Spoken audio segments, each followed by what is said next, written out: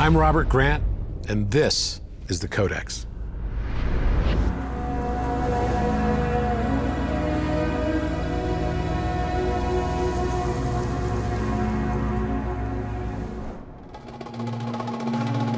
What is the Philosopher's Stone of alchemy?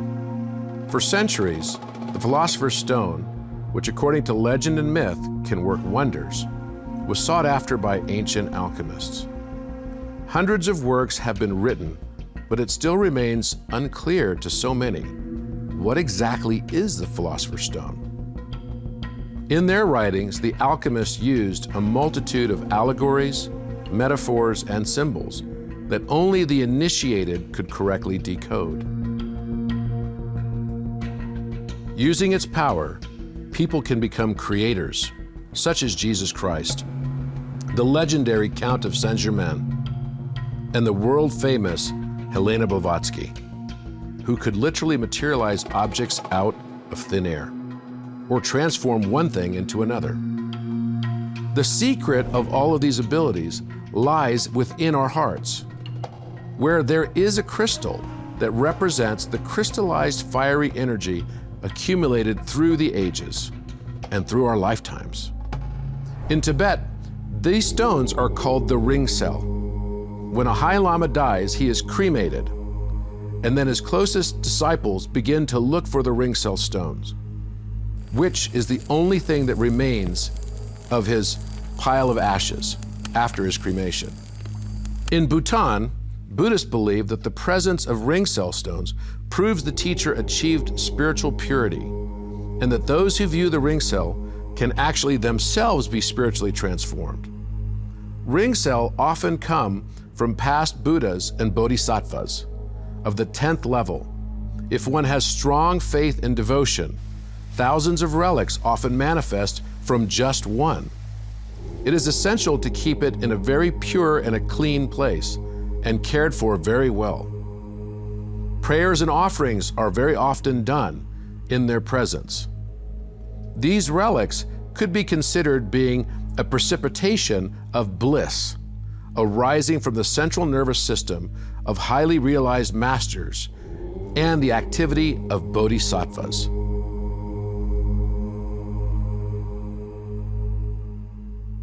Is there anywhere else that we can find a reference to this ring cell, stone, and crystal phenomenon of a crystal that grows within the heart of an initiated, pure teacher who's actually learned to combine the heart-brain consciousness successfully?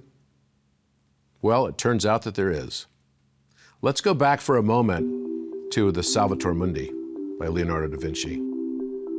If we look closely at the Salvator Mundi, there is an aspect of it that we have not yet touched upon that is quite enigmatic in and of itself. What is that large amber-colored stone immediately at the center of the letter X? We already know was telling us the exact eris angle edge of the Great Pyramid. The center of the X, or as it's pronounced in Greek, the chi, as in alpha chi omega. At its center sits a large stone. The amber color is very telling. Is this representative of a large amber ring cell? I believe that it is. If we also look at the X, we'll notice that the numbers 888 show up in multiple locations in the embroidery. And what is the meaning of 888? 8 times 3, or 8 plus 8 plus 8, equals 24, bringing back divinity onto this earth. The notion of Christ consciousness relating back to the number 24 as separated as an equilateral triangle is exactly what we are being told here by Leonardo da Vinci. 8 is also a reference to light. The number 8 in particle physics is represented by the photon. Light, light, light. When we achieve this stage of Christ consciousness, our entire life experience will be transformed. And in the process, we ourselves will start to grow our own ring cell stone in the center of our hearts. This is where the old terminology is from of weighing the heart. The heart is something that is above and beyond the logos. The pathos is able to bring us closer to our own divinity and realization of who we are and who we always have been, but allowed ourselves to forget as we have gotten into the world of day in and day out duality. As we finally learn to transcend this stage of our existence, a new world awaits us. This is what Leonardo is trying to tell us, as the Salvator Mundi is motioning the Alpha Chi Omega, the Chi being the cross that connects heaven to earth.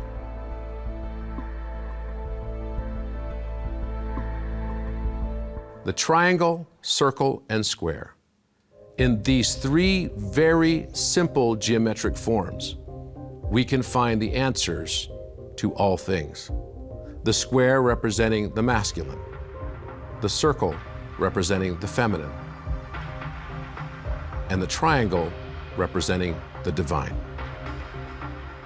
As we understand that life is not what we had thought it always was, but rather could be so much more, that we ourselves, through this process, become, as a result, philosophers, lovers of wisdom, perceiving our world around us very differently than we ever have in the past, and waking up to our own destiny that was always there, and by our own choosing. We have learned that the philosopher's stone is not simply this notion of changing lead into gold, but rather changing the lead of a lower form of our own consciousness into the gold of the pure heart that is achieved and culminated in the formation of the crystal that grows within that heart. This is a rare invitation for each of us at this very early stage to embrace the notion and concept of the magnum opus by integrating a heart-brain philosophy into our lives. While Robert Grant believes the alchemical path to be a vital path which accelerates the spiritual evolution of humanity, Robert also sees the act of physically creating geometric forms as another vital tool for expanding your consciousness. If you go through history and notice that one of the great aspects of Hermeticism is the notion of the simplicity relational to the compass and the square. Somehow, drawing geometry seems to open our minds in new ways that we didn't consider prior to us commencing that effort. It's as if we ourselves are sitting in the role of the architect, architecting and consciously delivering on the ideas and concepts to create the reality around us that we now experience. Somehow, when we tap into that space, it's not dissimilar from meditation. One of the things that has also come out of this is that in drawing Metatron's cube, I was able to discover more than 30 entirely new geometric forms that I now call collectively the Granthahedron family of solids.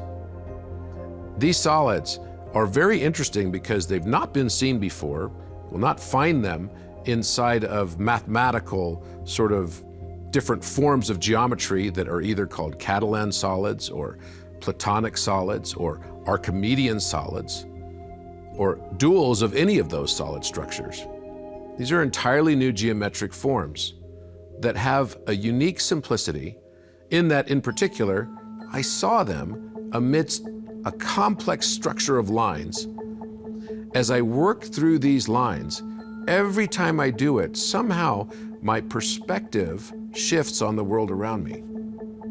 It almost forces me, as I'm drawing geometry, in a more and more three-dimensional form, or in a fashion that would look as if it's actually in motion. This is a very specific form of geometric drawing.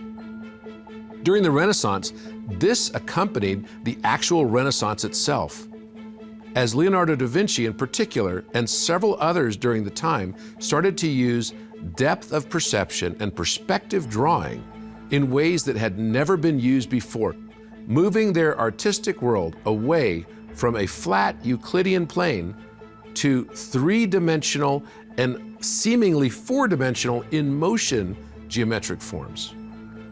Some of the more famous examples of this you can see by Leonardo, but also you can see some of them in the famous paintings that have been performed and done, where we'll see both Plato and Pythagoras walking down large vistas and hallways that seem to go on as far as the eye can see, lending perspective and depth to a painting that otherwise would be absolutely flat and motionless. Is it possible that as we expand our minds and start to create new synaptic junctions and connect different parts of our brain, that somehow it will have an even more profound effect on how we perceive reality itself? Some believe that as we move through higher dimensions, that everything that is possible in higher dimensions is actually around us today. It's simply that we are unable to perceive it. I believe that drawing by hand geometry changes dramatically your ability to perceive higher dimension. It is precisely the training that our brain radio requires to be able to unlock the power of the pineal gland and the pituitary glands to enlighten and awaken fully the third eye and the crown chakras. This is what fundamentally changes how you perceive the world and your ability to answer very complex problems with simplistic, relatable, and consistent, and most importantly, very, very understandable answers.